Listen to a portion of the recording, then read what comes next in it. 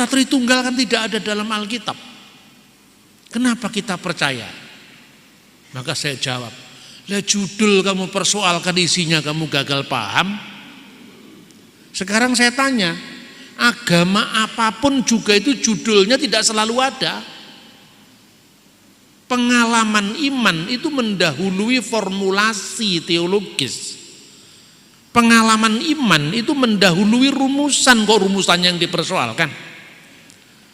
Islam mengagungkan ajaran tentang tauhid, yang artinya paham yang mengesahkan Allah dari ilah-ilah yang lain yang dianggap sekutu baginya dan itu tidak layak.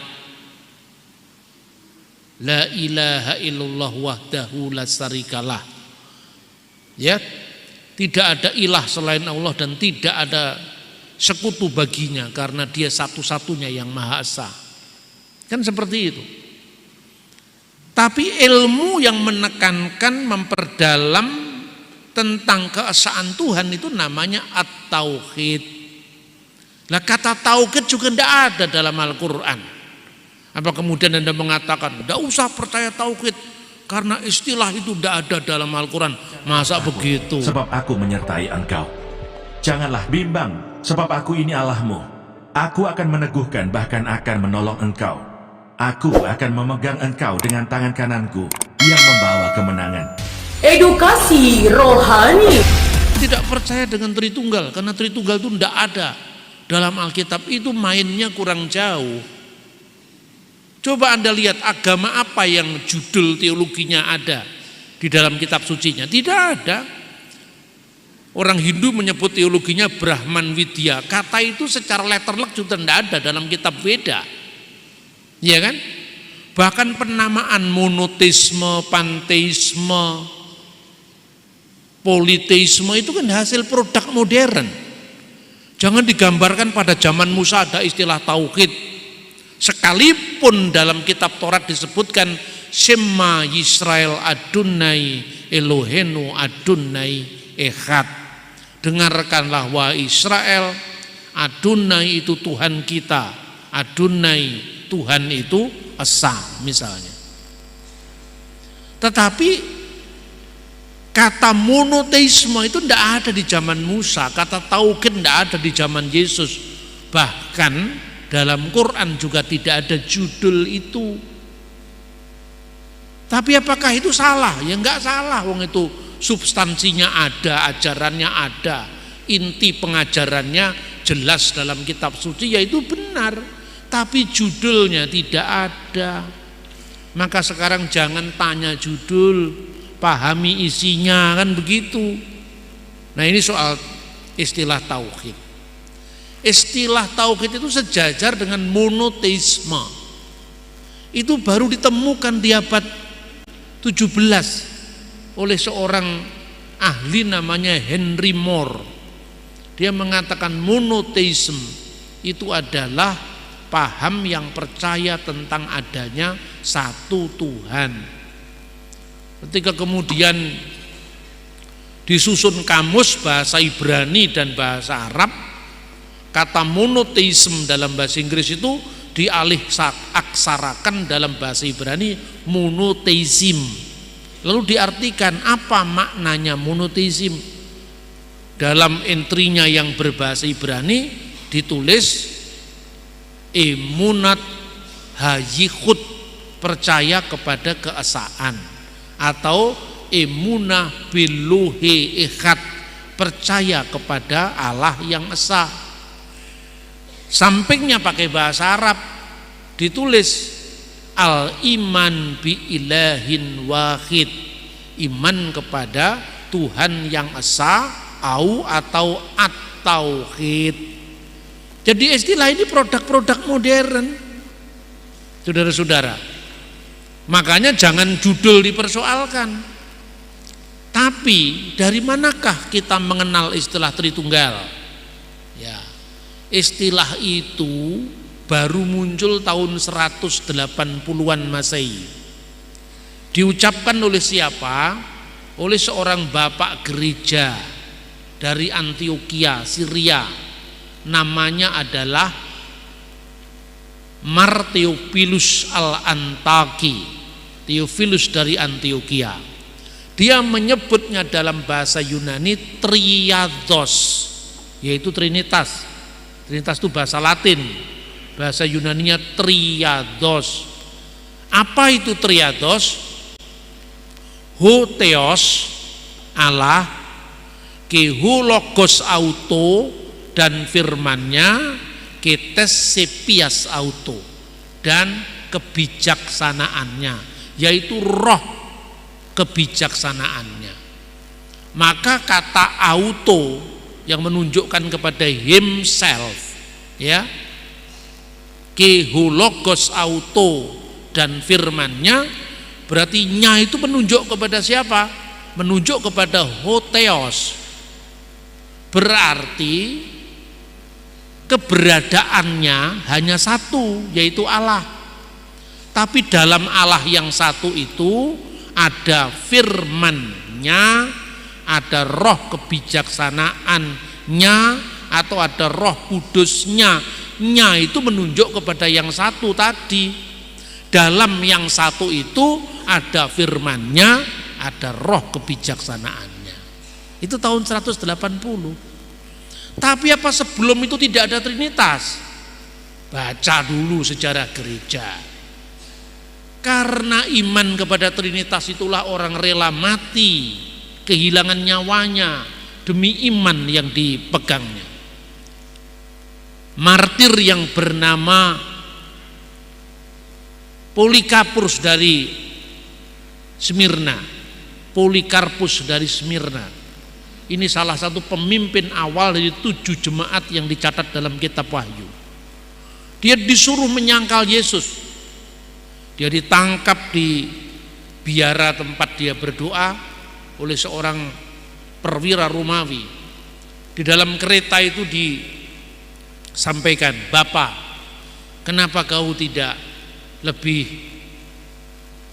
kerjasama dengan saya ajalah? Saya tidak tega sebetulnya nangkap Anda. Sudah tua kan, umurnya 80 tahun. Kenapa? Apa sulitnya membakar dupa di depan kaisar dan menyebut kaisar Dominus et Deus, Tuhan dan Allah, Kurios Hotheos." Dia diem saja.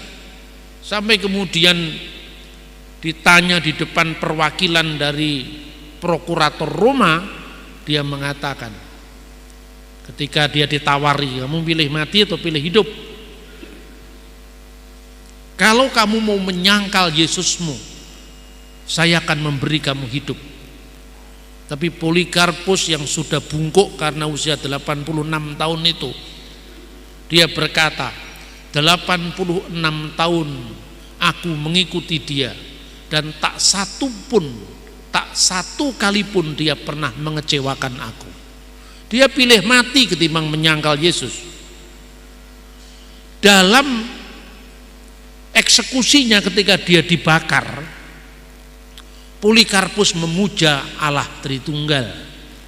Dia mengatakan, "Untuk inilah wahai Bapa surgawi, aku datang dan memberikan diriku seutuhnya," kira-kira seperti itu, "demi engkau, bagi engkau dan imam surgawimu yang kekal Yesus Kristus dan Roh Kudus, segala hormat kemuliaan bagimu. Amin."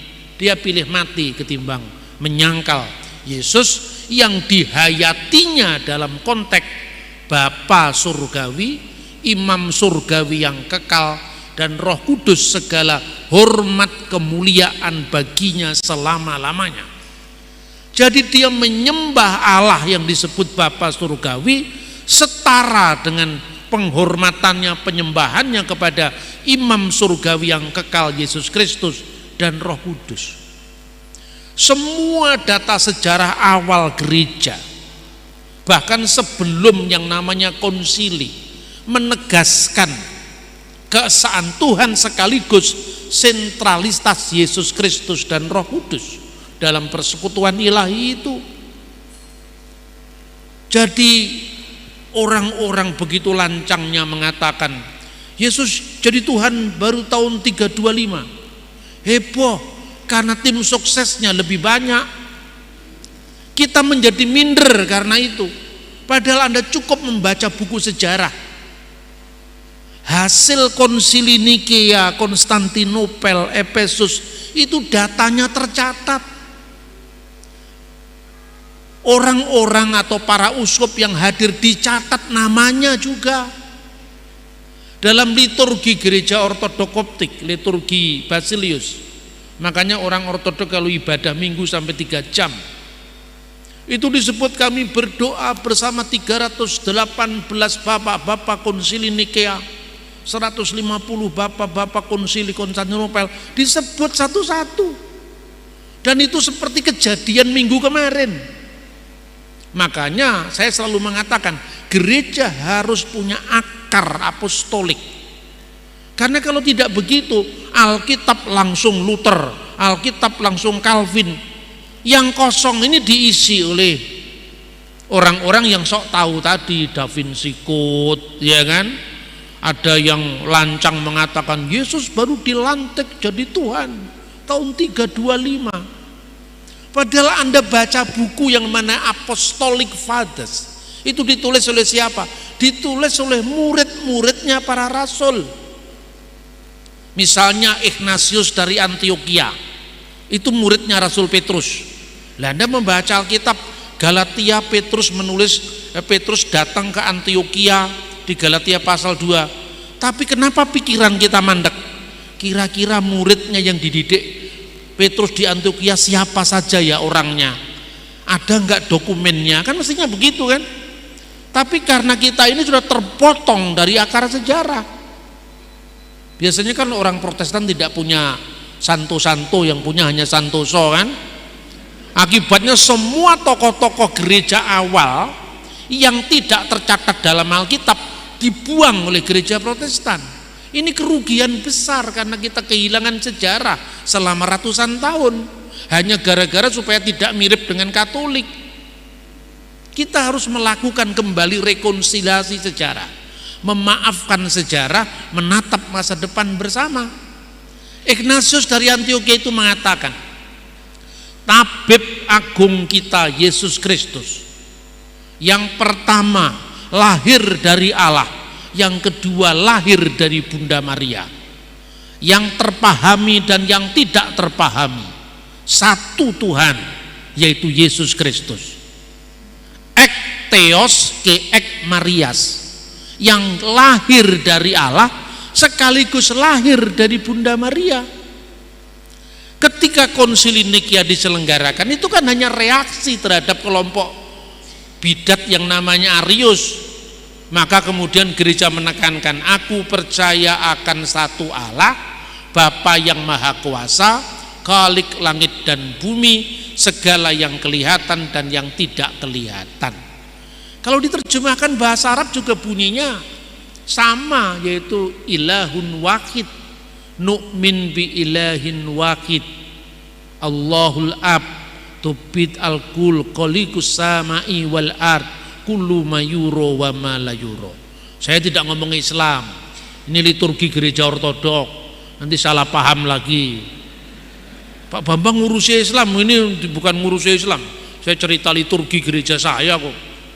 Ya toh, satu Tuhan, one God. Dari mana ayatnya? 1 Korintus pasal 8 ayat 4. Terjemahan Alkitab yang terbaru. Ya, saya anjurkan gereja segera membeli itu. Terjemahan baru edisi 2 diterjemahkan, dan tidak ada ilah lain selain Allah yang esa. Dalam Alkitab bahasa Arab diterjemahkan wa alla ilaha illallahul ahad. Alkitab yang terbaru tidak lagi ditulis dan tidak ada Allah lain. Allah itu tidak bisa lain lagi. Allah itu hanya satu. Karena asalnya dari al-ilah, maka semua kata Allah dalam huruf kecil sekarang sudah dihapus dari terjemahan Alkitab terbaru. Itu karena penerjemah yang lama itu menyamakan kata Allah dengan kata God dalam bahasa Inggris. Kalau God bisa huruf kecil, Tapi kalau Allah tidak bisa huruf kecil. Orang lagi mengatakan Alkitab kok direvisi? Yang direvisi terjemahannya dul, bukan Alkitab, bahasa aslinya. Ini orang isinya salah paham, pahamnya salah, kok terus menerus ada. Kadang-kadang kita ini ya bosen juga, tapi setiap saya mau bosen menyampaikan amanat ini, selalu saya diingatkan, kamu kalau bosan menjelaskan kalah dengan setan. Karena setan itu tidak terlalu pinter-pinternya hanya mengulang-ulang dan telaten. Ya toh? Yang kedua, one God, satu tadi. Yang kedua, one Lord, Elohim Echad dan Adonai Echad. Dikatakan dan satu Tuhan. Nah, Tuhan di sini tidak lagi bermakna sembahan, tapi bermakna Lord, yang dijunjung tinggi, yang punya otoritas. Itulah bedanya kata Allah dan kata Tuhan. Bedanya antara kata Elohim dan kata Adonai. Bedanya antara Deus dan Dominus.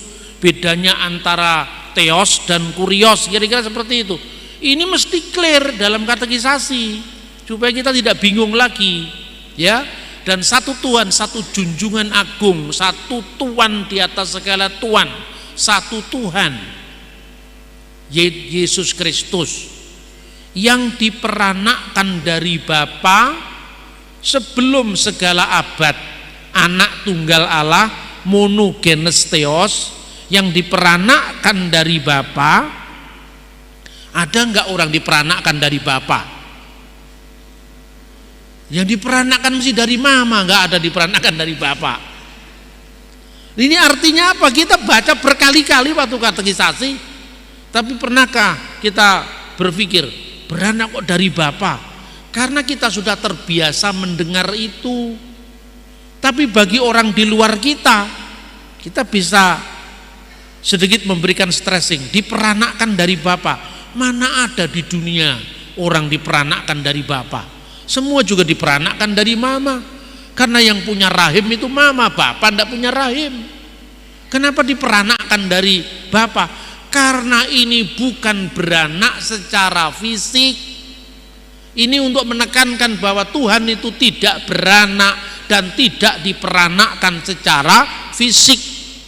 Maka orang Kristen 1000% percaya dengan apa yang disampaikan oleh saudara Muslim, lam yalid walam yulad walam yakul lahu kufuwan ahad. Allah itu tidak beranak dan tidak diperanakkan dan tidak sesuatu pun yang setara dengan Dia. Amin. Makanya Oma Irama itu benar, Tuhan tidak beranak dan tak diperanakkan. La ilaha illallah, tiada Tuhan selain Allah. Itu betul. La ilaha illallah ada di 1 Korintus 8 ayat 4 dalam Today's Arabic Version atau Good News Arabic Version. Mana penerbitnya? Beirut, Darul Kitabil Muqaddas Fisarkil Ausat, ada semua lengkap. Tuhan tidak beranak secara fisik, jelas diperanakkan dari Bapa sebelum segala abad. Karena itu bukan beranak dalam ruang atau dalam waktu. Lalu turun ke dunia, diperanakkan dari Bunda Maria, ini beranak fisik. Hanya bedanya kalau manusia-manusia lain diperanakkan dari hasil hubungan suami istri, Yesus diperanakkan tanpa benih laki-laki, langsung dari Roh Tuhan. Gitu loh. Makanya dalam konsili Efesus ini, konsili semua clear. Firman Allah yang turun ke dunia, firman Allah yang sehakikat dengan Allah, diperanakkan dari Bapa tanpa ibu sebelum segala masa, turun ke dunia diperanakkan dari ibu tanpa bapak secara fisik. Jadi wulida minal ab ilahan biduni dilahirkan dari Bapa secara ilahi tanpa seorang ibu. Lalu turun ke dunia untuk menekankan apa? Tanpa seorang ibu. Ini bukan anak beranak secara fisik. Turun ke dunia, lahir dari ibu tanpa seorang bapak, untuk menekankan bahwa Yesus itu benar-benar anak Allah. Benihnya benih surgawi, bukan anaknya Yusuf. Apalagi Yusuf kalah, kan begitu. Terlalu mudah sebetulnya untuk memahami itu kalau kita paham konteksnya, kan gitu kan. Nah baru kemudian dalam kemanusiaannya itu, ya, Yesus itu mati di kayu salib pada masa pemerintahan Pontius Pilatus, kemudian pada hari ketiga bangkit di antara orang mati, naik ke surga, duduk di sebelah kanan Allah Bapa yang Maha Kuasa, dan akan datang dari sana untuk menghakimi orang yang hidup dan orang mati. Itu bicara tentang kristologinya. Lalu aku percaya kepada Roh Kudus. Roh Kudus itu asalnya dari mana? Yohanes 15 ayat 26, yang keluar dari Bapa, maka menjadi Tuhan yang menghidupkan, yang keluar dari Bapa, yang bersama Bapa dan Putra disembah dan dimuliakan. Clear. Sebelum ada konsili universal yang namanya konsili oikumenis tahun 325 dan konsili oikumenis di Konstantinopel sekarang Istanbul, Turki, tahun 381. Itu setiap gereja lokal tuh punya pengakuan iman waktu itu. Nah, pengakuan iman di gereja lokal itu dibawa sebagai bahan ke konsili. Jadi bukan baru muncul tahun 325. Sejak gereja muncul, ya gereja sudah punya pengakuan iman. Dan pengakuan iman tertua itu Yesus adalah Tuhan. Seperti himnenya Filipi itu. Ya. Lalu pengakuan iman lokal di Roma itu yang disebut pengakuan iman rasuli. Makanya di gereja timur tidak dikenal pengakuan iman rasuli, karena itu pengakuan iman gereja barat khususnya Roma. Pengakuan iman Kaisarea itu pengakuan iman gereja di Yerusalem. Semua pengakuan iman rasuli, pengakuan iman Kaisarea itu dijadikan bahan pada konsili oikumenis. Nah, pengakuan iman Kaisarea itu menimbulkan salah paham itu.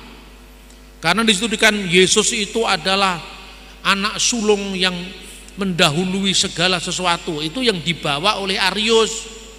Ketika Arius tebar pesona, dia bahasanya saya ini playing victim dia, seolah-olah teraniaya. Nah, pertama kita tidak paham teologisnya. Kedua kita juga tidak paham sejarahnya.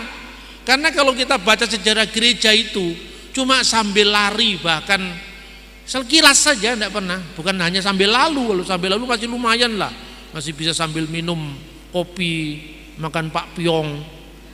Tapi ini sambil lari, tidak sempat makan pakpyong dia, ya kan? Sambil lari itu. Makanya kita tidak paham sejarahnya.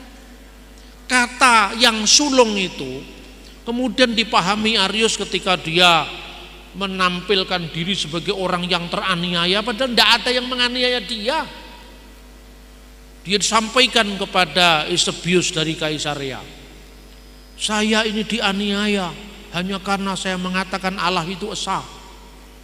Saya ini dianiaya hanya kami mengatakan bahwa putra itu lebih rendah dari bapa, gitu kan? Terus kemudian Eusebius, bagaimana soal imanmu sendiri? Ini Eusebius yang nulis bapak gereja, yang nulis sejarah gereja itu, Historia Ecclesiastica. Sebetulnya pengakuan iman saya nggak jauh beda dengan pengakuan iman Kaisarea. Bukankah Alkitab memang menyebut Yesus itu yang sulung? Ya benar, memang yang sulung. Tapi sulung dipahami modelnya saksi Yehova tadi. Jadi saksi Yehova itu bentuk modern dari Arius itu loh. Zamannya Arius dia sudah pakai kalimat itu. Karena Arius memahaminya di logika orang Yunani, bahwa kata yang sulung itu maknanya bukan sekedar yang pertama muncul, gitu loh. Makanya pengakuan iman Kaisarea itu dijadikan catatan sampai kemudian muncul pengakuan Nikia Konstantinopel. Pertama Nikia kan. Nah, terus ini saya tunjukkan dasar-dasarnya dulu ya, baru nanti rumusannya ya. Moga-moga tidak sulit dipahami karena saya bahasanya seperti bahasa orang cerita kan. Kalau Anda bahasanya bahasa teologis seperti di kampus-kampus itu, pusing semua. Akibatnya kita mengatakan semakin kita belajar semakin kita tidak mengerti. Saya jamin setelah Anda mendengar saya semakin Anda mengerti. Sekalipun ya Allah tidak bisa kita mengerti sepenuhnya dengan akal pikiran kita. Karena Trinitas itu bukan irasional, tapi transrasional, di atas akal. Tapi pola pikirnya masuk akal, ya kan? Nah, contoh lagi, kenapa kok dikatakan Konsili Nikia yang dilahirkan dari Bapa sebelum segala abad? Allah dari Allah, terang dari terang, Allah sejati dari Allah sejati. Allah dari Allah itu tambahan pada Konsili Konstantinopel. Di Konsili Nikia cuma dikatakan terang dari terang, Allah sejati dari Allah sejati. Itu untuk menghadapi bidat yang waktu itu juga mengganggu gereja, yaitu Origenes. Nah, orang tahu Origenes itu apa? Origenes itu orang Kristen yang terpengaruh filsafat Helenisme. Nah, dalam filsafat Helenisme itu gini loh kira-kira. Alam pikir Ibrani, alam pikir Yahudi Kristen itu Tuhan itu pencipta, kita ini ciptaan. Apa yang disebut pencipta? Pencipta itu dia selalu ada. Makanya kepada Musa Tuhan berfirman apa? Ehyeh Asher Ehyeh. Artinya apa? Ehyeh Asher Ehyeh? Aku ada yang aku ada. Dia sudah ada, dia kini ada, dan dia akan seterusnya ada. Makanya penjabaran dari aku ada yang aku ada atau aku adalah aku ini dimuat di dalam doa Yahudi namanya Adon Olam. Wehu hayah, wehu huweh, wehu yihye batif arah. Dia yang sudah ada, dia yang ada, dan dia yang akan ada. Oleh kitab Wahyu dikutip doa ini. Karena Yohanes itu kan orang Yahudi, dia bukan orang Romawi. Dia bukan orang Islam karena Islam belum ada. Maka jangan diukur semuanya dari ukuran akidah Islam, ya kan? Dia yang ada, yang sudah ada, dan yang akan datang. Artinya Allah itu akan seterusnya ada. Tidak pernah ada Allah ini dalam sejarah sedetik pun dia tidak pernah tidak ada. Dia selalu ada. Dahulu dia ada, kini dia ada, seterusnya dia akan ada. Lah keberadaan kita kan beda dengan keberadaan Allah. Kalau Allah itu seterusnya ada, selamanya ada, kita ini dulu tidak ada, lalu lahir ke dunia menjadi ada, ya kan? Makanya bahasa filsafat teologisnya creatio ex nihilo, penciptaan dari tidak ada menjadi ada. Nah, orang Yunani karena pikirannya bukan creatio ex nihilo, alam ini mengalir dari Tuhan. Seperti aliran sungai, sumbernya itu kemudian jadi percikan-percikan aliran itu. Seperti samudra, gelombangnya itu Tuhan, percikan-percikannya itu adalah alam semesta. Ini alam pikiran ini. Maka percikan Tuhan, aliran Tuhan ini semakin jauh lebih rendah dari sumbernya. Coba air itu mengalir. Aliran pertama kan pasti lebih deras. Nanti masuk lagi ke lebih panjang, lebih sedikit, masuk lagi lebih panjang, lebih sedikit lagi. Logika itu yang mendasari filsafat Yunani yang dicontoh Origen. Berarti kalau Allah itu beremanasi, mengalirkan dirinya, maka aliran pertama lebih besar daripada aliran kedua. Aliran kedua lebih rendah dari aliran pertama. aliran pertama lebih rendah dari sumber yang mengalirkannya. Makanya dia mengatakan Bapa, Putra, dan Roh Kudus itu berjenjang karena diibaratkan seperti emanasi atau aliran tadi. Maka gereja menghadapi itu dengan mengatakan terang dari terang, seperti sinar matahari yang keluar dari sumber matahari, maka dia tidak terkurangi hakikatnya. Maka firman Allah yang adalah Allah, yang keluar dari Allah, yaitu bukan lain daripada Allah. Gitu loh. Nah, yang kedua, dilahirkan tidak diciptakan. Jadi saya cuma ngomong dari pengakuan iman panjang itu loh, nggak pakai sumber-sumber lain saya. Dilahirkan tidak diciptakan. Kenapa?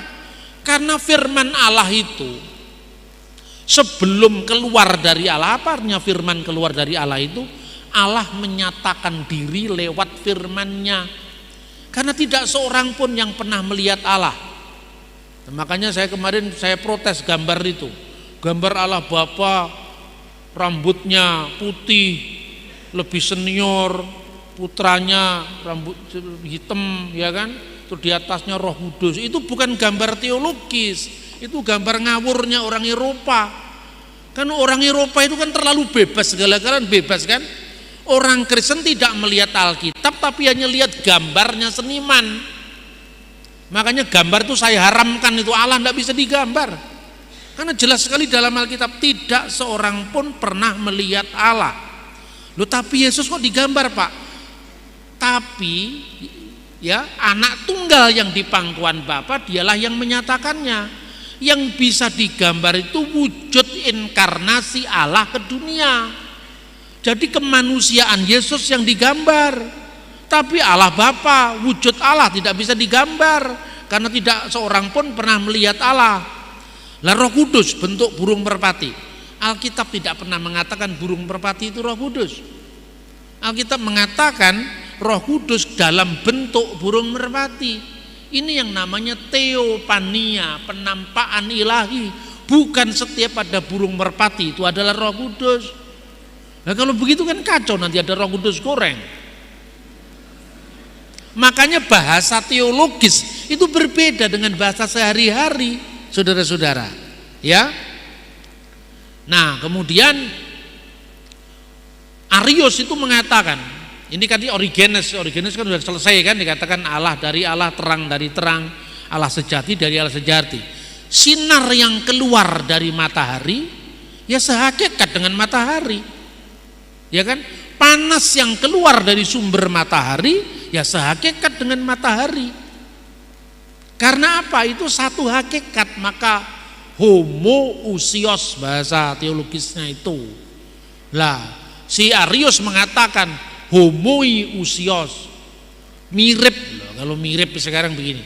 Katanya Arius. Makanya rame itu gereja waktu itu. Ada waktu di mana firman Allah, di mana anak Allah pernah tidak ada. Dipanggil dia sama patriarknya, Patriark Alexandria. Sekarang namanya gereja Koptik Ortodok di Mesir. Dipanggil, "Hei Arius, sudah benar kamu ngomong seperti itu? Coba kamu pikir lagi. Memang kenapa?" katanya. "Kamu mengatakan pernah ada, firman itu tidak ada. Pernah ada waktu di mana anak Allah tidak ada." Anak Allah itu artinya apa sih? Anak Allah itu kan monogenes theos, bukan Allah beranak, bukan. Allah menyatakan diri lewat firman-Nya, maka firman Allah yang kekal itu dikiaskan dengan anak Allah. Lalu Arius mengatakan ada waktu di mana anak Allah tidak ada. Nah, sekarang anak Allah itu firman Allah. Kalau kamu mengatakan ada waktu firman Allah pernah tidak ada, lah berarti kan Allah pernah ada tanpa firman-Nya. Ayo sekarang, dulu Allah ada dulu kan, wujudnya, eksistensinya. Belum ada firman, karena Arius mengatakan ada waktu firman Allah tidak ada. Lah waktu Allah belum punya firman itu berarti pernah tidak maha kuasa. Waktu Allah belum punya firman berarti dia tidak bisa mencipta. Waktu Allah belum punya firman berarti tidak punya hikmat. Loh, masa Allah kok seperti ini? Maka tidak bisa, itu salah. Firman Allah harus kekal dengan Allah. Tidak pernah ada waktu di mana Allah ada tanpa firman dan tanpa rohnya. Itulah kira-kira logikanya gereja waktu itu. Jadi logikanya gereja itu sangat brilian karena dituntun Roh Kudus. Yang lain-lain ini nggak tahu dituntun sama siapa itu. Karena biasanya ya orang yang nggak terlalu cerdas itu banyak bertingkah, itu persoalannya. Ya seperti Arius ini. Ketika dikonfirmasi, coba kamu tanyakan. Kalau firman pernah tidak ada, berarti ada waktu di mana Allah itu pernah ada tanpa firmannya. Sudah kamu pikir itu logika itu? Marah dia ditegur.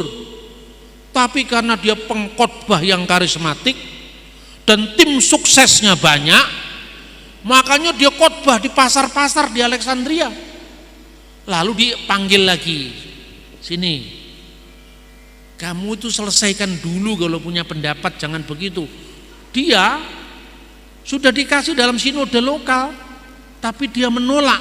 Belum konsili itu sinode lokal, dia menolak. Akhirnya terpaksa, kamu harus keluar dari Mesir. Jangan bikin onar di pusat gereja ini. Waktu dia keluar dari Mesir, dia tebar pesona, menyatakan diri seolah-olah dia pihak yang teraniaya, dan itu yang banyak dikutip oleh penulis modern. Seolah-olah konsili Nikea itu ditegakkan oleh tangan besi Kaisar Konstantinus. Kan begitu kan yang sering kita bahas. Salah itu karena apa? Peristiwa Arius itu muncul tahun 318. Konsili baru diadakan tahun 325. Ada waktu 7 tahun.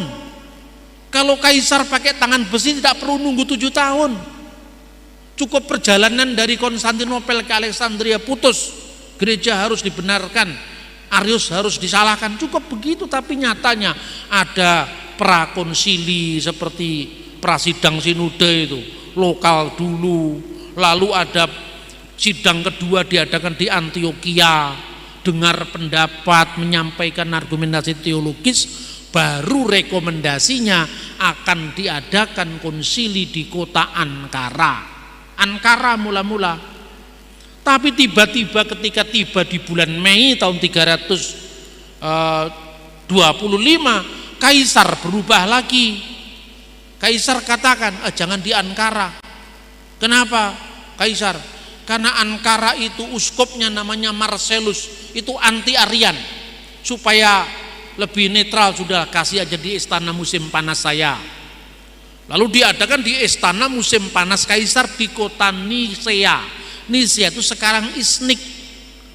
Nah, karena di istana musim panas Kaisar tidak ada kereta umum yang ke sana, maka semua delegasi yang datang dari seluruh dunia itu dijemput dengan kereta keagungan Kaisar.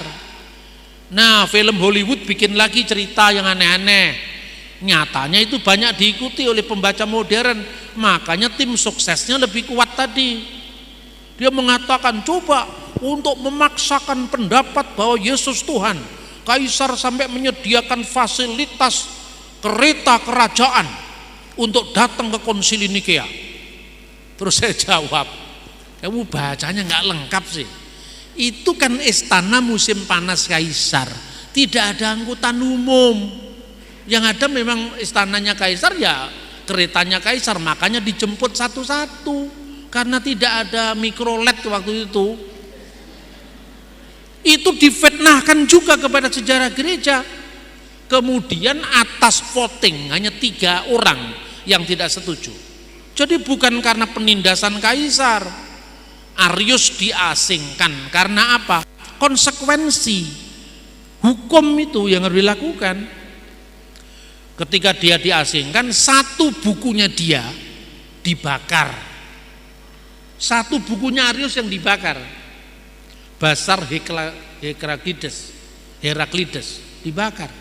Jadi tidak benar kalau dikatakan konsili Nikea membakar Alkitab apokrif. Ini ngawur lagi ceritanya. Saya kalau ceritakan ke sana kemari supaya Anda ngomong Trinitas tapi yang lain-lain dapat juga. Ya toh? Dan pikiran kita supaya tidak terlalu lelah dengan rumusan. Maka saya ceritakan sejarahnya seperti apa. Bikin isu Alkitab yang tidak cocok dengan perjanjian baru dibakar. Itu sumber dari mana itu? Bahkan sumber yang paling dekat mencatat Konsili Nikea itu namanya penulis yang namanya, dia menulis abad kelima ya. Dia menulis begini kira-kira, bahwa pada waktu Kaisar sudah dijelaskan bahwa konsili itu menghendaki bahwa Arius itu salah, karena itu putusan bulat. Kaisar tidak berdaya, sudah kalau begitu. Tapi jaga baik-baik ya, supaya pasokan gandum dari Alexandria tidak macet ke ibu kota negara. Kan politikus kan mikirnya begitu. Jarang politikus mikir teologi kan. Nah, akhirnya apa? Habis pulang Hosius, pemimpin sidang itu. Pemimpin sidangnya namanya Hosius, pulang ke Spanyol. Tinggal satu orang yang menjadi tim suksesnya Arius, pendukungnya Arius, namanya Eusebius dari Nikomedia. Kemudian dia mengatakan, Kaisar, supaya adil, coba lihat, pertimbangkan kembali hukuman terhadap Arius. 10 tahun setelah itu, kelompoknya Eusebius dari Nikomedia ini merapat sekali ke Kaisar. Kaisar Konstantin kan labil. Kalau ngomong tentang aset dia tidak labil. Kalau ngomong properti dia cerdas, tapi begitu ngomong rumusan teologis labil dia. Lalu Arius dibebaskan kembali dari pengasingan. Difitnahlah Athanasius sebagai pemimpin gereja di Alexandria. Katanya dia menghalang-halangi pasokan gandum dari Alexandria ke ibu kota negara. Marah besar Kaisar, naik pitam dia. Coba, Kaisar marah gara-gara isu pasokan gandum tercegah dari Alexandria ke ibu kota negara Konstantinopel. Tapi dia tidak marah dengan rumusan yang dianggap cacat dari segi kitab suci dan ajaran para rasul. Difitnahlah si Athanasius dari Alexandria, dia mengatakan, hai Kaisar, Tuhan akan menjadi saksi apakah saya atau Anda yang salah. Dia berani ngomong di depan Kaisar. 10 tahun setelah peristiwa itu diadakan konsili lokal dari kaum Arian yang akhirnya membalik argumentasi, di mana yang namanya Arius dibenarkan dan Athanasius dibuang ke pengasingan. Jadi yang dibuang ke pengasingan bukan Arius. Arius dibuang ke pengasingan itu karena putusan konsili. Tetapi Athanasius dibuang ke pengasingan oleh Kaisar karena bujukan subjektif, karena dituduh mencegah pasokan gandum dari Alexandria ke Konstantinopel. Nah, setelah itu apa yang terjadi? Arius dengan dukungan sah dari pemerintah, ini sejarah konsili Nikea supaya Anda tahu. Dengan dukungan dari pemerintah Konstantinopel dalam Kaisar Konstantin mendesak agar uskup atau patriark Konstantinopel mencabut pemberhentian jabatan presbiteros, jabatan kependetaan lah kalau istilahnya Protestan, dari Arius. Patriark Alexandria menolak. Patriark Konstantinopel dipaksa untuk harus diakui kembali Arius ini masih berada di jalan yang benar. Itu Kaisar yang memaksakan. Tapi sang patriark tidak mau keluar dari ruang doanya. Dia mengatakan, dia berdoa menurut catatan sejarah, Tuhan, siapakah aku ini? Aku hanya gembala dari domba-dombamu yang lemah. Saya tidak mungkin menghadapi orang besar seperti Kaisar, penguasa dunia ini. Dia berdoa tidak pernah mau keluar dari ruang doanya sampai Arius dan tim suksesnya tadi termasuk Eusebius dari Nikomedia menggedor-gedor pintu, karena hari Minggu mereka tiba di Konstantinopel, pintu gereja, gerbang gereja ditutup, tidak bisa masuk. Arius khotbah di luar sambil mengejek bahwa tidak mungkin seorang Yesus yang adalah Tuhan dilahirkan seorang perempuan dan seterusnya. Dia mengejek. Di tengah-tengah khotbahnya yang berapi-api sambil mengejek ketuhanan Yesus tadi, tiba-tiba perutnya sakit. Ini dicatat oleh sejarawan Historia Ecclesiastica judulnya Socrates Scholasticus. Nah, sumbernya sudah saya sebutkan.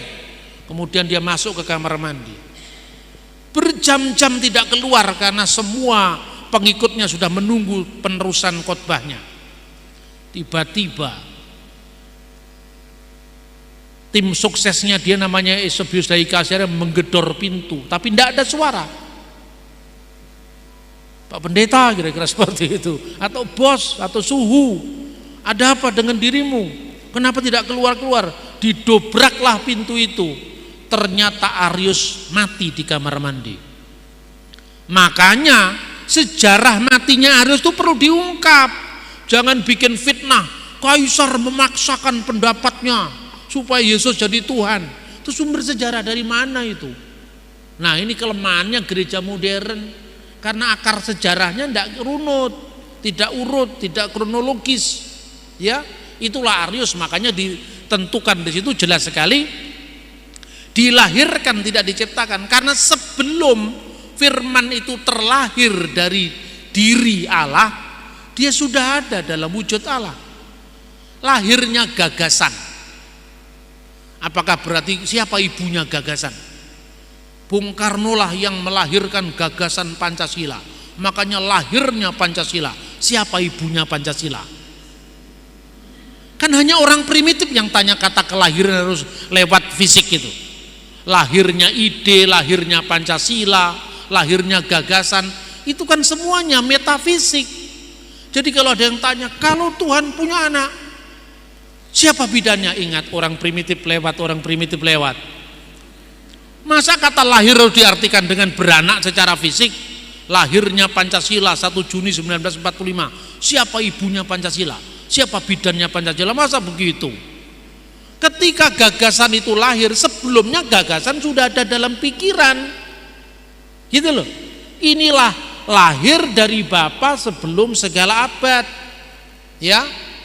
Nah, ini kira-kira sejarah konsili, dan kemudian refleksi inilah yang oleh gereja dipuja sebagai Holy Trinity.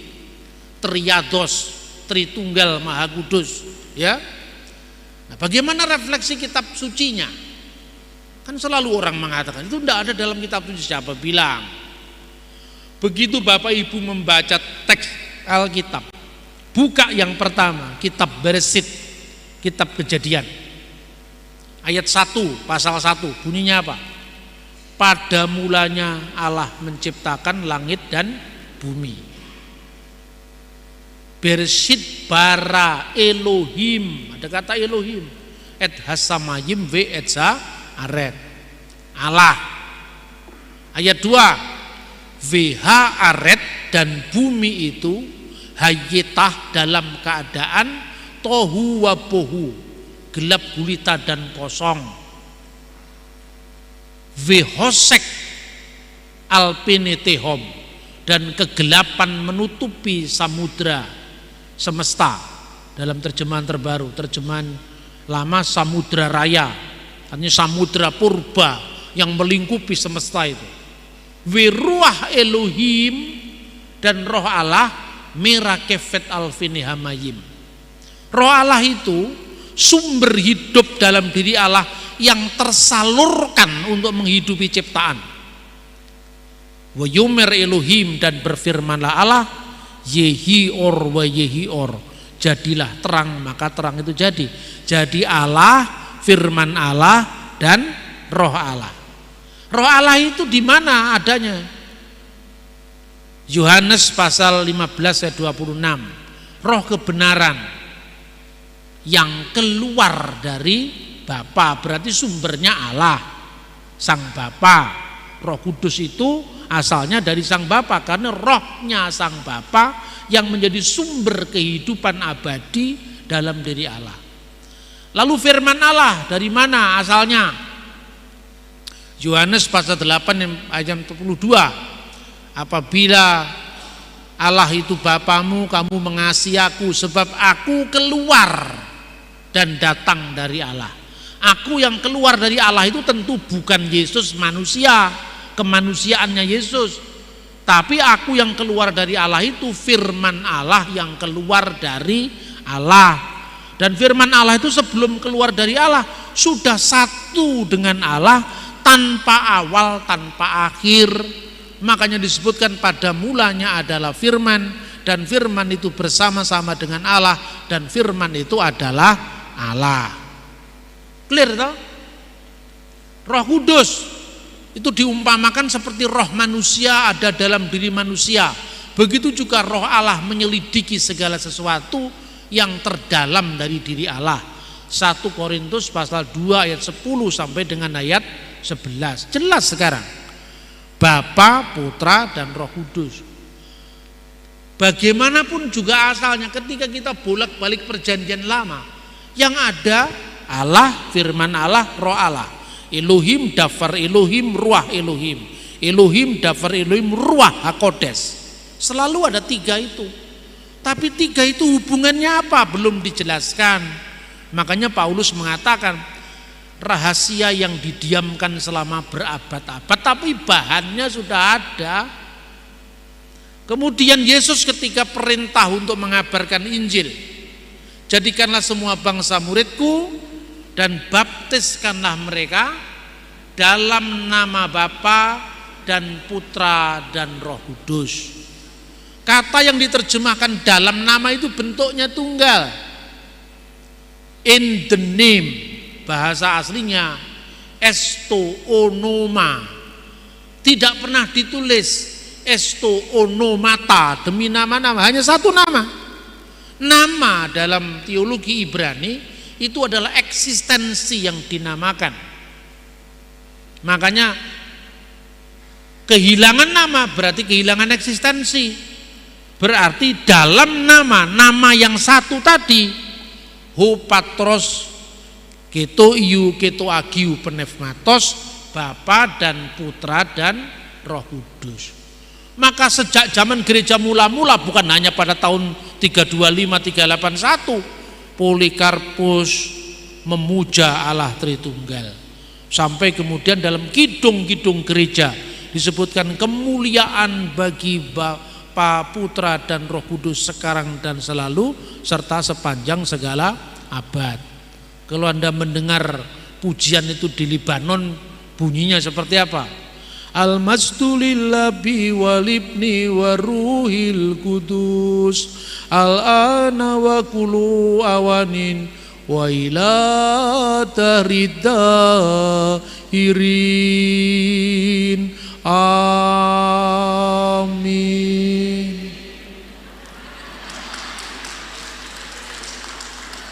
Nah, ketika orang-orang Kristen di timur membuat tanda salib dalam ibadah, selalu ditegaskan bahwa Bapa, Putra dan Roh Kudus itu Allah yang esa. Ya, in the name of the Father, the Son and the Holy Spirit, one God, amen. Atau Bismil Ab walibni warrohil kudus al ilahul wahid, Allah yang esa. Jadi Tritunggal itu mengungkap keesaan Allah, bukan jumlahnya Allah. Jumlah Allah sudah clear. Shema Israel Adonai Elohenu Adonai Echad. Ulangan pasal 6 ayat 1. Dengarkanlah wahai orang Israel, Tuhan Allah kita, Tuhan itu esa. Makanya gereja menggumuli ini. Yang digumuli itu rumusannya, imannya sudah ada. Bagaimana ya Bapa, Putra dan Roh Kudus, kenapa satu nama? Terus kemudian Theophilus dari Antioquia tadi, kenapa Hotheos ki hologos auto ki tesepias auto? Kenapa nya, firmannya, roh kebijaksanaannya, tapi menunjuk kepada satu. Lalu tinggal menamakan satu itu satu apa, 3 itu 3 apa gitu loh ceritanya. Jadi bukan jelek tiba-tiba jadi rumusan, nggak seperti itu. Karena pengakuan iman itu mendahului rumusan. Kemudian mulailah bapak-bapak konsili atau bapak-bapak gereja, mulai dari muridnya Rasul, ya, misalnya pengalamannya Polikarpus, rumusannya Ignatius dari Antioquia misalnya, itu kemudian dibawa pada sidang konsili. Ini yang terjadi imannya Kristen di Roma, ini yang terjadi dengan Alexandria, ini yang terjadi di Konstantinopel. Oh, semuanya sama. Padahal kita tidak pernah janjian. Kenapa kita semua memuja Bapa dan Putra dan Roh Kudus? Kenapa para martir ini lebih baik menyerahkan nyawanya ketimbang harus menyangkal Bapa dan Putra dan Roh Kudus? Lalu bagaimana kita menjelaskan kepada umat kalau umat bertanya? Lebih-lebih ketika muncul bidat, lalu mereka mencari rumusannya pun ya cocok dengan bahasa pada waktu itu, ya kan? Misalnya satu nama itu satu apa? Satu keberadaan. Lah keberadaan itu bahasa Yunaninya ousia. Tapi kata ousia belum muncul di Perjanjian Baru dalam makna metafisik, tapi dalam makna fisik sudah muncul. Misalnya, berikanlah kami makanan kami yang secukupnya, ya, sehari-hari atau daily, itu bahasa Yunaninya epiousion. Jadi berikanlah roti kami yang menjadi bagian kami atau yang secukupnya. Jadi usia itu artinya properti, keberadaan, hakikat. Dia ngomong keberadaan dalam bentuk properti apabila menunjuk fisik. Tapi kalau itu menunjuk metafisik, hakikat, maka usia. Ya, usia. Contoh, kok bisa Pak satu kata dimaknai fisik dan sekaligus non fisik? Lah kenapa tidak bisa? Bahasa Indonesia aja bisa kok. Contohnya kata ada. Kata ada itu artinya apa? Adanya manusia, wajahnya kelihatan, gundulnya kelihatan, rambutnya kelihatan, adanya kucing, itu bisa dilihat mata. Tapi adanya malaikat gimana Anda memotretnya? Kan ada juga itu. Adanya Tuhan. Apa itu ada secara fisik? Bukan, berarti ada itu, ausia itu bisa merujuk yang fisik maupun yang tidak fisik. Contoh lagi, aku ada yang aku ada. Ya Bapa kami yang ada di surga, ada kan? Tapi orang berada artinya apa? Orang kaya, properti, ini kata ada menunjuknya.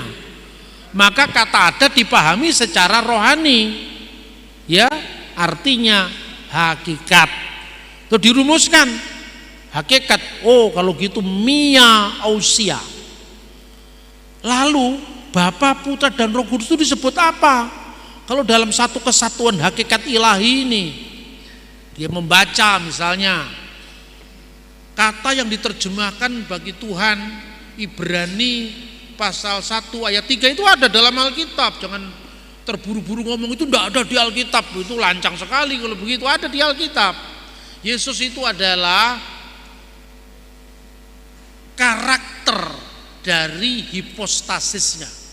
Dalam bahasa Indonesia diterjemahkan gambar dari wujud Allah. Itu bahasa aslinya ke karakter tes hipostasios auto. Jadi kata hipostasis sudah ada di Perjanjian Baru. Ibrani pasal 1 ayat 3. Lalu hipostasis ini dalam King James Version diterjemahkan persona. Maka karakter, his personality, dari personanya. Makanya satunya tadi apa? Yang menyatukan Bapa, Putra dan Roh Kudus itu ousia. Maka mia ousia, tres hipostasis. Nah, kata ini harus saya sampaikan. Kemudian diterjemahkan dalam bahasa Latin. Hipostasis itu kan hipo dan stasi, berdiri di bawah. Jadi bagian dari, gitu loh kira-kira. Dari apa? Dari ousia tadi. Memang ini bahasa teologis ya, agak sulit-sulit dikit lah, tapi didengarkan saja sudah ada pahalanya ini. Jangan merasa sulit dulu ya. Ini harus saya ungkap, karena tidak saya ungkap nanti kalau bahasanya ditangkap salah di luar, dipikir nanti nggak ada di Alkitab, ya kan? Terus diterjemahkan dalam bahasa Latin apa? Terjemahkan dalam bahasa Latin, una substantia tres personae. Una, satu substansi dalam 3 persona. Persona ini yang diterjemahkan dalam bahasa Inggris personality, person, ya kan? Tapi ini belum berhenti, masih koma. Persona ini apa ya, sama dengan persona Bambang, persona Jokowi, persona Ahok enggak sama. Karena kalau personanya Jokowi, personanya Ahok itu psychological personality, satu sama lain terpisah. Tapi kalau personanya Allah ditelangkan oleh Tertullianus, una substantia tres persona diskresi non separati, bisa dibedakan. Bapa, Putra, dan Roh Kudus itu berbeda. Bapa bukan Putra, Putra bukan Roh Kudus. Enggak usah terlalu dianggap sulit. Ya memang pikiran saya bukanlah saya, tapi bagian dari saya. Pikiran saya berbeda dengan roh saya, tapi bagian dari saya, gitu loh. Nah, kemudian Bapa, Putra, dan Roh Kudus itu disebut diskresi, bisa dibedakan, non separati, tidak bisa dipisahkan. Distingsi, masing-masing punya kekhasan, non divisi, secara tak terbagi. Jadi tidak sama dengan pribadinya manusia. Kalau pribadinya manusia, Yohanes bersama dengan Matius. Apakah Yohanes adalah Matius? Bukan. Nah, saksi Yehova datang ke rumah-rumah Kristen dengan gayanya yang sok tahu. Coba baca di mana ayatnya, Pak? Ada, Yohanes 1 ayat 1. Pada mulanya adalah firman, dan firman itu bersama-sama Allah. Stop dulu, Pak. Kenapa stop? Coba bandingkan. Yohanes bersama-sama dengan Markus. Apakah Markus adalah Yohanes? Bukan. Kalau gitu, firman itu bersama-sama dengan Allah. Firman kalau gitu Allah apa bukan? Mestinya ya bukan ya. Nah, mulai. Gitu. Rontok 1, mulai. Wah, saksi Yehova benar juga ya. Bukan benar, karena pikiranmu yang tidak terbiasa dengan metafisika. Karena keberadaan dianggap berada tadi, hanya berada orang berada, itu orang kaya. Padahal ada bukan sekedar berada. Aku ada yang aku ada, mana adanya Tuhan. Tapi jadi potret. Tidak seorang pun pernah melihat Allah, kan gitu kan. Kalau Matius bersama Markus, tentu Matius bukan Markus. Tapi kalau pikiran Matius, roh Matius bersama Matius, apakah roh Matius dan pikiran Matius lain daripada Matius?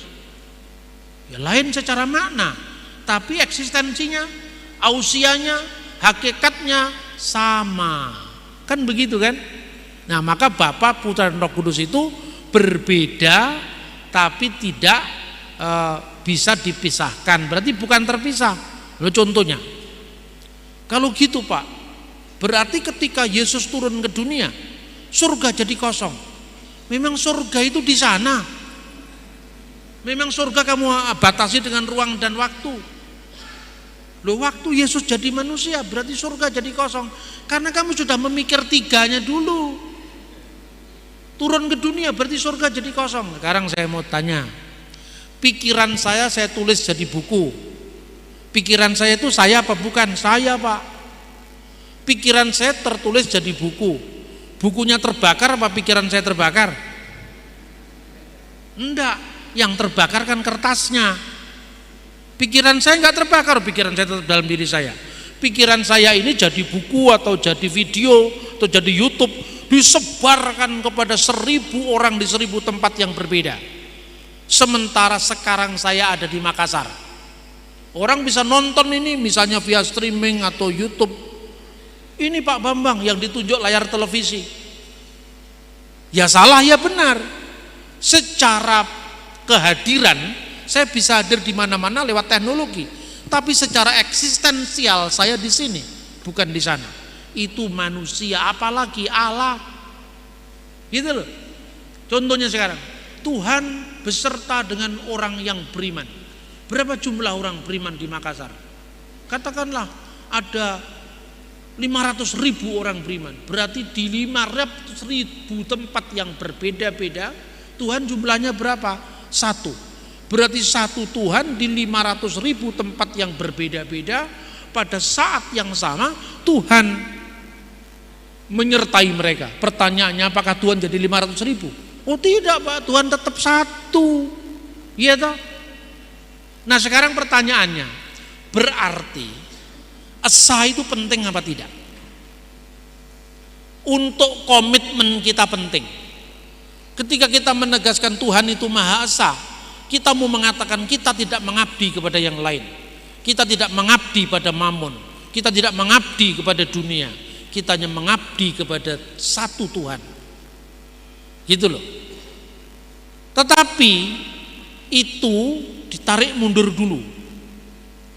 Kira-kira waktu Tuhan itu belum menciptakan langit bumi seisinya, Tuhan dengan siapa waktu itu? Nah ini mulai dalam. Semakin malam ini nggak lama lagi saya ceramah, tapi semakin lama biasa semakin dalam. Waktu alam semesta belum tercipta, malaikat belum tercipta, manusia belum tercipta, Tuhan dengan siapa? Sendiri Pak. Apa enggak kesepian? Coba pikir, ini mikir sambil guyon nggak apa-apa. Coba Tuhan sendiri, Pak. Apa enggak kesepian Tuhan itu? Waktu Tuhan masih sendiri, belum ada langit, bumi, alam semesta, manusia, malaikat. Kira-kira butuh 1, 2, 3 apa tidak? Tuhan masih sendiri loh. Alam belum ada, manusia belum ada, malaikat belum ada. Kira-kira butuh apa enggak? Aku yang Maha Esa ngomong sama siapa yang lain belum ada. Ngerti nggak maksud saya? Penting apa enggak kata esa? Enggak penting karena waktu itu belum ada manusia. Iya toh? Belum ada malaikat yang dituntut untuk menyembah puja. Belum ada manusia yang dituntut untuk berkomitmen kepadanya. Maka Maha Esa enggak penting. Iya toh? Karena belum ada yang lain. Adanya satu esa itu karena ada 2. Begitu Tuhan menciptakan malaikat, baru ada aku Tuhan dan ada kamu malaikat. Malaikatnya lebih dari 1. Ada aku dan ada kalian. Ya toh? Selain malaikat ada manusia, ada aku, ada kalian, ada mereka. Jadi aku, kalian, kamu, mereka itu setelah ada kejamaan. Sebelum itu belum perlu kata ada. Kata esa itu tidak perlu. 1, 2, 3 Pak gendut naik kuda tidak perlu itu. Karena belum ada yang lain. Pertanyaan kedua, kira-kira kata aku perlu apa tidak? Perlu untuk apa? Wong cuma ada Tuhan kok. Adanya aku kan setelah ada yang lain. Maka ada 1 Tuhan aku. Ada yang lain, Adam, kamu. Ini dibutuhkan dalam konteks komunikasi. Sebelum ada yang lain tidak butuh 1, 2, 3, tidak butuh aku, kamu, dan mereka. Inilah misteri Tuhan sebelum segala sesuatu ada. Nah, apa pertanyaannya? Lebih dahulu mana? Maha hadir atau Maha Esa? Omnipresent, Maha hadir. Tapi Esa 1, 2, 3 itu soal komitmen. Makanya kalau sekedar Tuhan itu esa, setan juga bisa. Jadi jangan terlalu bangga dan mengatakan Tuhan esa, Tuhan esa. Yakobus pasal 2:19. Kamu percaya Allah itu 1. Itu baik, bukan jelek loh. Itu baik. Tapi setan-setan pun percaya dan gemetar karena itu. Maka kalau sekedar mengatakan Allah esa, setan juga bisa. Tapi Allah esa kemudian berkomitmen untuk menjaga keesaannya, untuk hanya berbakti kepadanya, itu lebih penting. Itulah yang namanya monoteisme etis. Yang setan tapi monoteisme bilangan 1, 2, 3. Yang kedua monoteisme etis, monoteisme dengan tanggung jawab. Itulah monoteisme Abraham. Dipanggil ke suatu tempat dia belum tahu tapi dia berangkat. Itulah monoteisme Abraham. Monoteisme tertinggi adalah monoteisme trinitaris. Karena ini monoteisme relasional, monoteisme hubungan. Dan hubungan itu tidak main-main. Hubungan sebelum segala yang lain ada. Maka kira-kira pertanyaannya gini. Waktu Tuhan masih sendiri. Ketika Anda sendiri, gak usah lama-lama. Hai istri-istri yang ditinggal suami seminggu. Nanti begitu Anda jemput di airport langsung cipika-cipiki. Waduh, seminggu udah ketemu, kamu sama dia diganteng Pak gitu. Ya, baru seminggu udah ketemu. Anak-anak kita kuliah di luar kota atau di luar negeri, setahun tidak ketemu, ada kerinduan yang tersimpan. Ya, pertanyaannya, kenapa manusia kesepian? Kenapa ciptaan kesepian? Karena satu eksistensi, satu wujud hanya memiliki satu pusat kesadaran, sehingga dia tidak bisa berbagi pada pusat kesadaran yang lain. Makanya ada kesepian. Kesepian itu kan menyiksa, saudara-saudara. Kesepian itu mendera jiwa kita. Maka sebabnya ada nyanyian, sunyi sepi sendiri tanpa dirimu lagi. Kenapa sampai ada lagu itu? Karena Anda sendiri. Bayangkan ketika sebelum ada ciptaan Tuhan sendiri, apa tidak kesepian? Kalau Tuhan sama dengan manusia, pribadinya terbatas, dia pasti kesepian. Dan kesepian itu bukan sifatnya Tuhan. Tetapi karena satu ousia tadi memiliki lebih dari satu hipostasis, satu ousia itu lebih dari memiliki satu pribadi, pusat kesadaran, maka tidak ada kesepian dalam Tuhan. Hubungan antara Bapa, sumber, putra itu yang diperanakkan dari sumber yang satu, dan roh yang dikeluarkan dari sumber yang satu, itu hubungan dinamis dalam keabadian. Bahasa kerennya para teolog dinamakan perikoresis, saling mendiami. Karena saling mendiami ada hubungan kasih kekal. Saya bertanya, Allah itu kasih Pak. Apakah itu kekal? Ya kekal. Allah itu kasih. Yang dikasih siapa? Manusia Pak. Tidaklah aku ciptakan engkau agar kamu mengenal aku, katanya aliran kebatinan Jawa. Tuhan menciptakan manusia supaya dikenal, katanya aliran kepercayaan. Supaya dikenal, iya. Berarti Tuhan butuh aktualisasi diri, karena dia butuh yang lain. Selama Tuhan belum memiliki yang lain, Tuhan dilanda oleh kesepian seperti Yunisara. Ya kan? Lalu kasih itu kan butuh sasaran kasih supaya tidak bertepuk sebelah tangan. Bapa itu sumber kasih, putra itu yang dikasih, dan ada kasih yang disalurkan adalah Roh Yohanes Kudus. pasal 10. Gembala yang baik, aku berkata kepadamu, sesungguhnya siapa yang masuk ke dalam kandang domba dengan tidak melalui pintu, tetapi dengan memanjat tembok, ia adalah seorang pencuri dan seorang perampok. Tetapi siapa yang masuk melalui pintu, ia adalah gembala domba. Untuk dia penjaga membuka pintu, dan domba-domba mendengarkan suaranya, dan ia memanggil domba-dombanya masing-masing menurut namanya, dan menuntunnya keluar. Jika semua dombanya telah dibawanya keluar, ia berjalan di depan mereka, dan domba-domba itu mengikuti dia, karena mereka mengenal suaranya. Tetapi seorang asing pasti tidak mereka ikuti, malah mereka lari daripadanya, karena suara orang-orang asing tidak mereka kenal. Itulah yang dikatakan Yesus dalam perumpamaan kepada mereka, tetapi mereka tidak mengerti apa maksudnya. Ia berkata demikian kepada mereka. Maka kata Yesus sekali lagi, aku berkata kepadamu, sesungguhnya akulah pintu ke domba-domba itu. Semua orang yang datang sebelum aku adalah pencuri dan perampok, dan domba-domba itu tidak mendengarkan mereka. Akulah pintu, barang siapa masuk melalui aku, ia akan selamat, dan ia akan masuk dan keluar dan menemukan padang rumput. Pencuri datang hanya untuk mencuri, dan membunuh, dan membinasakan. Aku datang supaya mereka mempunyai hidup, dan mempunyainya dalam segala kelimpahan. Akulah gembala yang baik. Gembala yang baik memberikan nyawanya bagi domba-dombanya.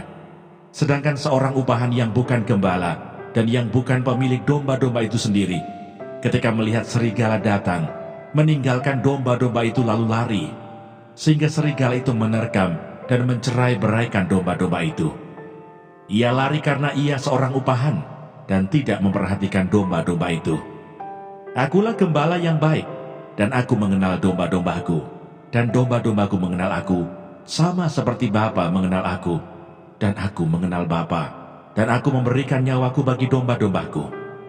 Ada lagi padaku domba-domba lain yang bukan dari kandang ini. Domba-domba itu harus kutuntun juga, dan mereka akan mendengarkan suaraku, dan mereka akan menjadi satu kawanan dengan satu gembala. Bapa mengasihi aku oleh karena aku memberikan nyawaku untuk menerimanya kembali.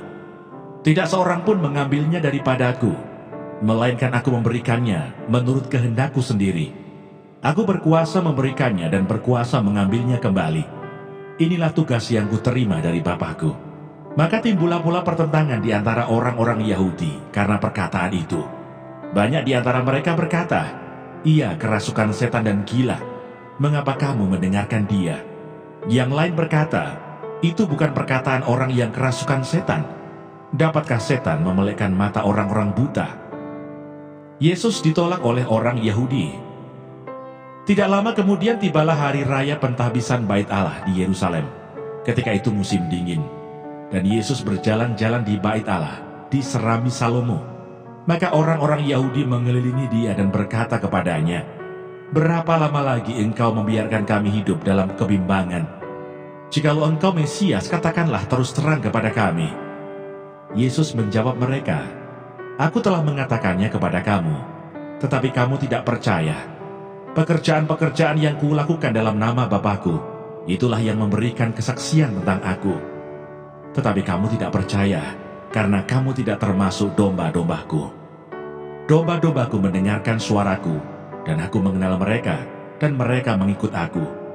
Dan aku memberikan hidup yang kekal kepada mereka, dan mereka pasti tidak akan binasa sampai selama-lamanya, dan seorang pun tidak akan merebut mereka dari tanganku. Bapakku yang memberikan mereka kepadaku lebih besar daripada siapapun, dan seorang pun tidak dapat merebut mereka dari tangan Bapa. Aku dan Bapa adalah satu." Sekali lagi orang-orang Yahudi mengambil batu untuk melempari Yesus. Kata Yesus kepada mereka, "Banyak pekerjaan baik yang berasal dari Bapakku yang kuperlihatkan kepadamu. Pekerjaan manakah di antaranya yang menyebabkan kamu mau melempari aku?" Jawab orang-orang Yahudi itu, "Bukan karena suatu pekerjaan baik, maka kami mau melempari engkau, melainkan karena engkau menghujat Allah, dan karena engkau, sekalipun hanya seorang manusia saja, menyamakan dirimu dengan Allah." Kata Yesus kepada mereka, "Tidakkah ada tertulis dalam kitab Taurat kamu, aku telah berfirman, kamu adalah Allah?" Jikalau mereka kepada siapa firman itu disampaikan disebut Allah, sedang kitab suci tidak dapat dibatalkan, masihkah kamu berkata kepada Dia yang dikuduskan oleh Bapa dan yang telah diutusnya ke dalam dunia, engkau menghujat Allah, karena aku telah berkata, aku anak Allah? Jikalau aku tidak melakukan pekerjaan-pekerjaan Bapakku, janganlah percaya kepadaku. Tetapi jikalau aku melakukannya, dan kamu tidak mau percaya kepadaku, percayalah akan pekerjaan-pekerjaan itu, supaya kamu boleh mengetahui dan mengerti bahwa Bapa di dalam aku, dan aku di dalam Bapa, sebab aku menyertai engkau. Janganlah bimbang, sebab aku ini Allahmu. Aku akan meneguhkan, bahkan akan menolong engkau. Aku akan memegang engkau dengan tangan kananku yang membawa kemenangan. Edukasi rohani.